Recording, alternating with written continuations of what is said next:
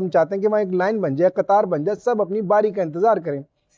وہاں کھڑے رہتے ہیں۔ لیکن جیسے ہی ہمیں کچھ ایسا کوئی شارٹ کٹ نظر آتا ہے، کوئی جان پہچان والا مل جاتا ہے، کوئی پرچی دینے والا مل جاتا ہے، یا کہیں سے ہمیں کوئی چند روپے دے کر اس قطار سے جان چھڑانے کا موقع ملتا ہے، ہم فوراً اس راستے کو اختیار کرتے ہیں۔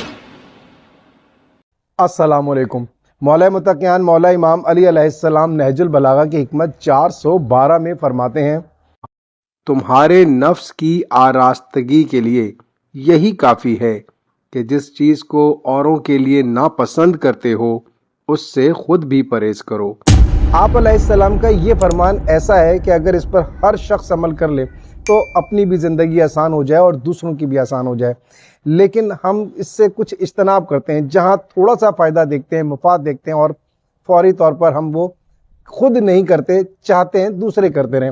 مثال کے طور پر اگر ہم کہیں قطار میں لگ کر کسی طرح سے اپنا کسی کام کے لیے، کسی مقصد کے لیے کھڑے ہوتے ہیں جہاں 3 سے زیادہ لوگ کچھ ہو جائیں، تو ہم چاہتے ہیں کہ وہاں ایک لائن بن جائے، قطار بن جائے، سب اپنی باری کا انتظار کریں،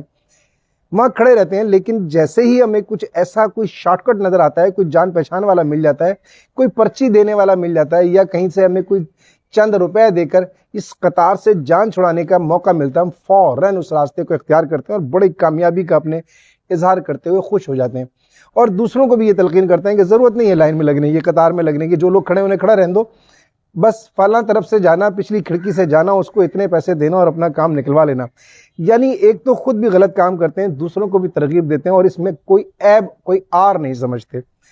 اسی طرح سے ہم زندگی کے بہت سارے کام دیکھ لیں، رشوت لینے کا کام ہے، کوئی غلط کام کسی بھی طرح سے کہیں ہو رہا ہے، سب کر رہے ہیں، اور ہم بھی اس کے حصے دار بننے کی کوشش کرتے ہیں کہ جیسے وہ کر رہا ہے ہم بھی اس کام کو کرنے لگیں۔ یعنی اگر کوئی غلط کام کرتا ہے تو اسے اپنانے کے لیے تیار ہیں، لیکن ہم یہ چاہتے ہیں کہ وہ ساری دنیا ہمارے ساتھ غلط نہ کرے، ہمارے حق ہم تک پہنچ جائیں، خود آ کر ہمیں کوئی دے دے، لیکن ہمیں کسی کا حق دینے کی ضرورت نہیں ہے، یا ہم کسی کا حق اگر کھا جاتے ہیں تو بہت اچھی بات ہے، کسی بھی طرح سے ہم دوسرے کی حق تلفی کر کے اس کا حق حاصل کر لیں۔ یہ ہمیں چاہے روزگار لینے کے لیے ہمیں کہیں ضرورت پڑتی ہو تو ہم وہاں میرٹ کا خیال نہیں کرتے، کوئی پرچی لگ جائے، کوئی کوٹا سسٹم مل جائے، کوئی رشوت لگ جائے، کچھ بھی ہو جائے، کوئی پیسے لے لے اور ہمیں کسی طرح سے بیک ڈور سے لے جا کے ہمیں وہ بات ہماری پوری ہو جائے، وہ ہمارا مقصد پورا ہو جائے، ہماری زندگی کی جو مشکلات ہیں وہ حل ہو جائیں، لیکن دوسرے سب لائن میں لگے رہیں، سب جو ہیں وہ اپنی باری کا انتظار کریں۔ یہ ہمارے نفس کو بڑا مجروح کرتا ہے۔ یہ اگر ہم کر لیتے ہیں، وقتی طور پہ کوئی فائدے حاصل کر لیتے ہیں اور سمجھتے ہیں کہ اس سے ہمارا کوئی نقصان نہیں ہوتا، ہمارا بہت فائدہ ہوتا ہے، یاد رکھیے کہ ہمارا یہ نفس بگڑ جاتا ہے، ہماری یہ سوچ بگڑ جاتی ہے، ہمارا یہ پورا جسم ہی ہماری روح کو زخمی کر دیتا ہے، ہم اتنے ناکارہ ہو جاتے ہیں کہ ہم پھر کسی بھی طرح سے سیدھے راستے پر چلنے کے لیے تیار نہیں ہوتے، ہمیشہ شارٹ کٹ ڈھونڈتے ہیں، ہمیشہ آسانیاں تلاش کرتے ہیں۔ ہماری زندگی میں چھوٹی سی بھی مشکل ہمارے لیے بہت بڑی مصیبت بن جاتی ہے، کیونکہ یہ نفس ہمارا آرام طلب ہو جاتا ہے، یہ نفس ہمارا مشکلوں کا مقابلہ کرنا بھول جاتا ہے۔ یہ ہمیشہ تھوڑے سے فائدے کے لیے جو ہم اپنے نفس کو مجروح کر لیتے ہیں، اپنے نفس کو برا بنا لیتے ہیں،